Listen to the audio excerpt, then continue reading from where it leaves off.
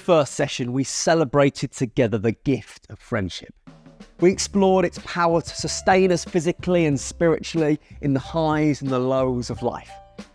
This gift of connection seems so obvious, something that should come to us so naturally and universally. And yet when you look at the state of our friendships, the statistics tell a different story. Recent research tells us this. 1 in 3 men say they have no close friends.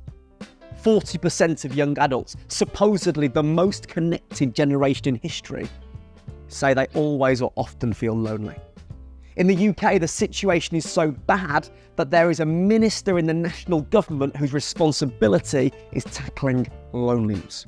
And this means that millions of people in our communities have no one to call when they receive good news, no one to sit down and talk to about important things, no one to cry out to when a devastating storm arrives on the shores of life. How can something that God created for such good be in such a sorry state of affairs? To explore this, let's read together these verses from Ephesians 2. As for you, you were dead in your transgressions and sins, in which you used to live when you followed the ways of this world and of the ruler of the kingdom of the air, the Spirit who is now at work in those who are disobedient. In this passage, Paul is writing to the church in Ephesus about their new life in Jesus. He recognises that the Christian journey is like being in a battle and that we face 3 enemies in our life of faith.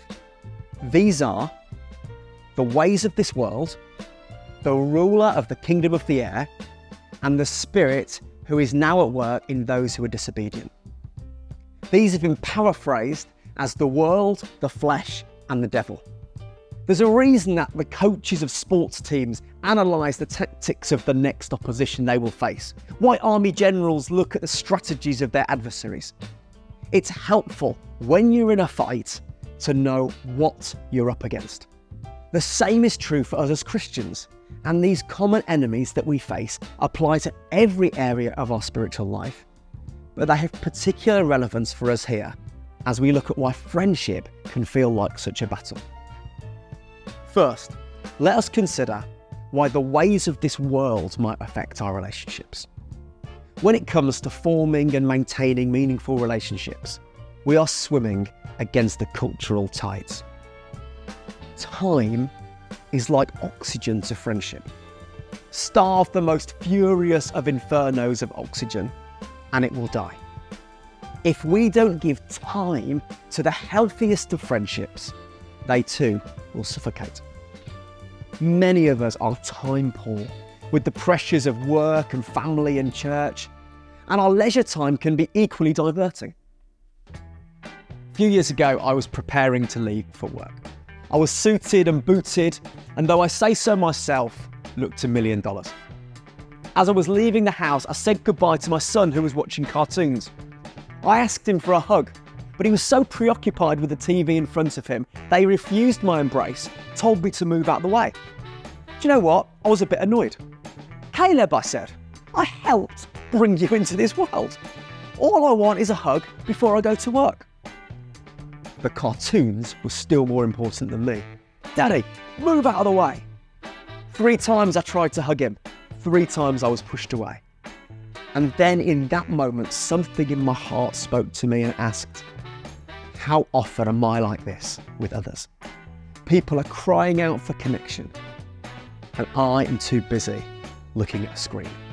In the UK, every 24 hours, we spend over 4 hours looking at our phones. We touch them 2,617 times. We spend over 3 hours watching TV. Screens are winning the battle for our attention. At its best, social media is brilliant for connecting us with people and maintaining relationships. But at its worst, it can lead us to believe the illusion that we have thousands of friends when all we have is connections and acquaintances. Quantity is no substitute for quality. Alongside this, changing work patterns mean that we're moving around more geographically and are less likely and able to be in the same place long enough to allow deep friendships to form.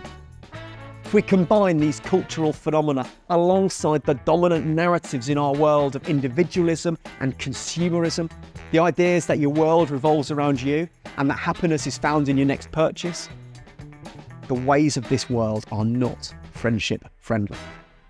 Second then, how about the Spirit who is now at work in those who are disobedient? You'll probably know the saying, you're your own worst enemy. Well, that is at the heart of what this phrase in Ephesians is trying to communicate. Elsewhere in Paul's letters, he refers to this spirit as the flesh. In the Greek, this is the word sarx, and it refers to the old patterns of behaviour and coping mechanisms that we used to depend on before we became a Christian.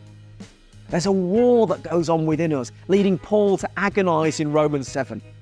For I know that good itself does not dwell in me, that is, in my sinful nature. For I have the desire to do what is good, but I cannot carry it out. For I do not do the good I want to do, but the evil I do not want to do, this I keep on doing. This is the war that is within us, and it profoundly affects our relationships because ultimately the flesh is selfish and friendship is selfless. In fact, Jesus says, greater love has no one than this, to lay down one's life for one's friends. So it's unsurprising that in a world that encourages us to look after number one, we find an epidemic of loneliness.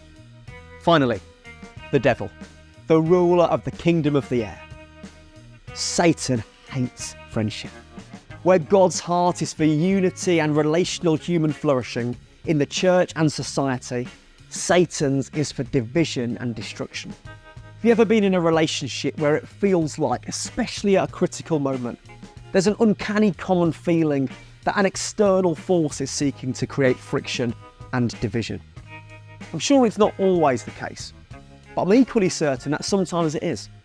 That the external agent is the enemy, seeking to divide and destroy unity in teams and integrity in friendship. There is an enemy to friendship, and he is always seeking to drive wedges between friends.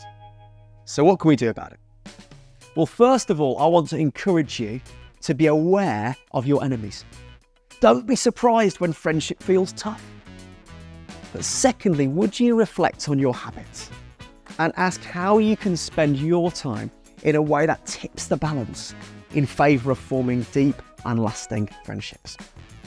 Thirdly, stay on the journey with us as we explore how we can grow our relational muscles. Some questions to consider as we conclude our time together. Which of these enemies has resonated with you the most? How often do screens get in the way of your ability to invest well in friendship? What disciplines and habits might help you master these? What other pressures do you feel on your friendships? How might you overcome them?